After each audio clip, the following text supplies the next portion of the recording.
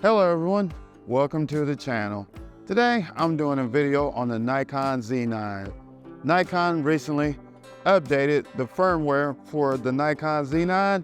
The firmware update was 4.10 and this was for birds and airplanes. They now have their own mode. And with this mode, bird detection and airplane detection are supposed to be a little bit better. The Nikon Z8 already has the airplane mode, but it doesn't have the dedicated bird mode, which will come out in 2024. Watch, and later I'll give you some tips on some other things for subject detection that you need to consider.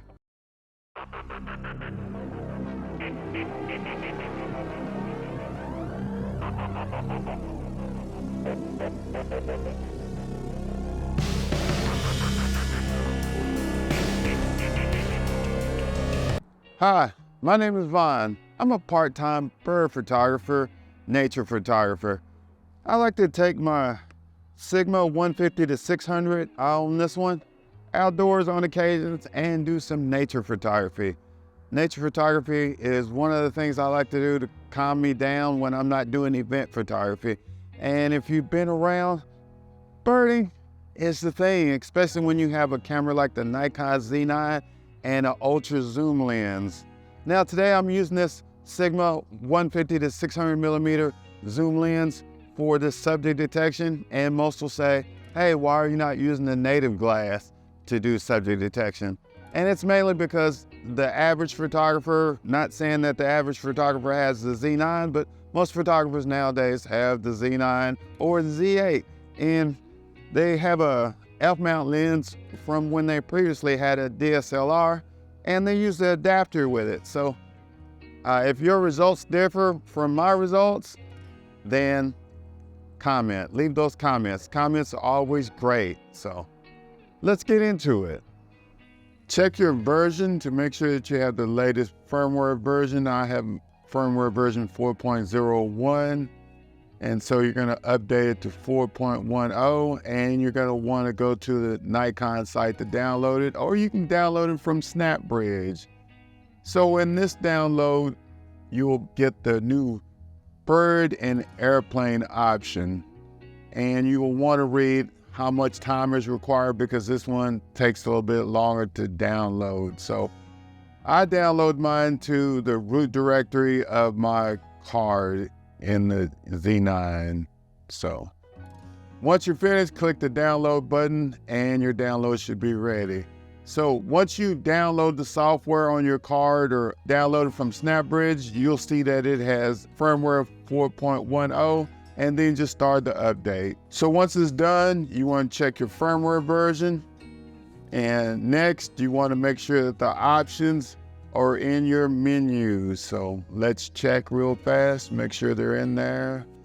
And we're gonna scroll through the photo shooting menu to see if it's in there. So it's down there long ways, as you can see. So let's check the subject detection options. And there it is. We now have the animal and we have the airplane option in our subject detection options. Next, we switch to birds. Let's see what's under birds. Let's see how that looks now. So everything looks good. We have the options. So let's continue. Let's look at some different autofocus mode videos. So here I have the wide area autofocus large.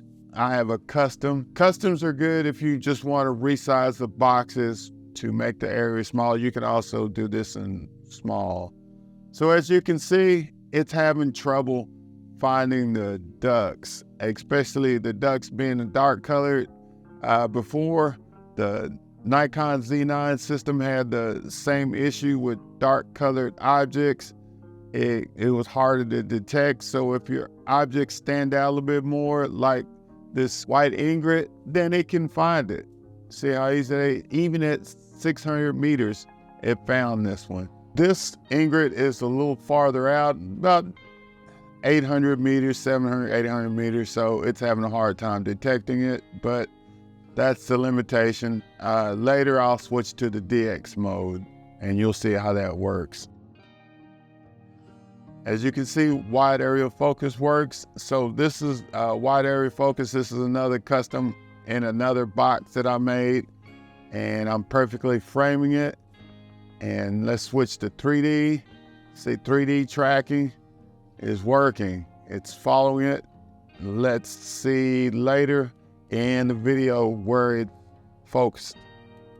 So as you can see, I'm further away and I went to DX and it found it in this mode. It found it in a large, wide area focus. See, it found it, but it's still focusing on the body and back and forth from the face. And that is one of the issues that the previous versions had. Next, see if it can focus on these turtles. And it did, and I'm not even in animal mode, and it found these turtles perched on a rock. Next, we're going into NX Studio so you can see what the camera actually saw. As you can see in wide area autofocus small, it's focused on the bird's body. I wanted it to focus on the bird's head, but it focused where it wanted to, and I tried to get to focus on the head, but at 600 meters, maybe it has a problem with a camera at 600 meters. So next, let's zoom in and see what the photo looks like. It looks sharp, but I had to fix it in topaz denoise to make it a little sharper. And you might have to do that with some of your wildlife photos. So next I switched to 3D tracking to see what that did. And it focused on its head this time. It focused on the white ingrid's head. It did a pretty good job of tracking it. And you're gonna have that when you're doing wildlife. You just have to switch modes sometimes to get the best mode that you want. That's just a given. So again, I did 3D tracking on the turtles, and this is what I got. I had to sharpen it, and it wasn't that sharp because, you know, they're darker contrast and the camera has issues with those. Here, the bird started to fly while I was switching modes, but I captured a little enlarged autofocus wide area. That's the photo at 600 meters. 3D tracking. Notice how in 3D tracking, even though the bird is standing out from the background, it wants to focus on the background, and that was one of the issues that the previous version had, and it's still there.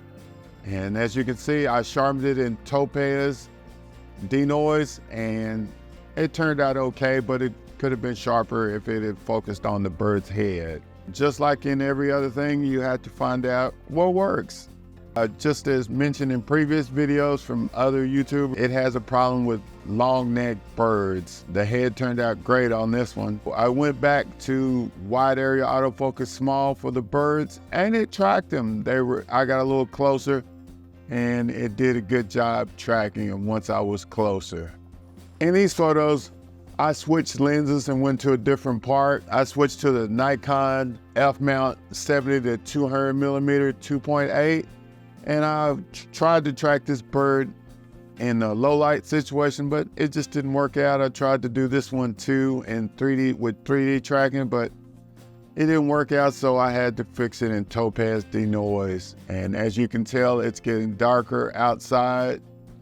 It's still tracking them because they're a little closer. As they get further away and it gets darker, it's harder to track them. Right now I'm using wide area focus just to let you see what it's like in the lower light situations for birds. And that is one of the things with using subject detection is you're always adjusting, you're always making changes. It's not like single point autofocus where you just focus on one thing. We're about to reach the end of the video. Enjoy the great outdoors. Get your camera, go outdoors to your local nature trail and enjoy photographing birds or nature. Nature is the place you want to be this time of year with the weather being a little bit better.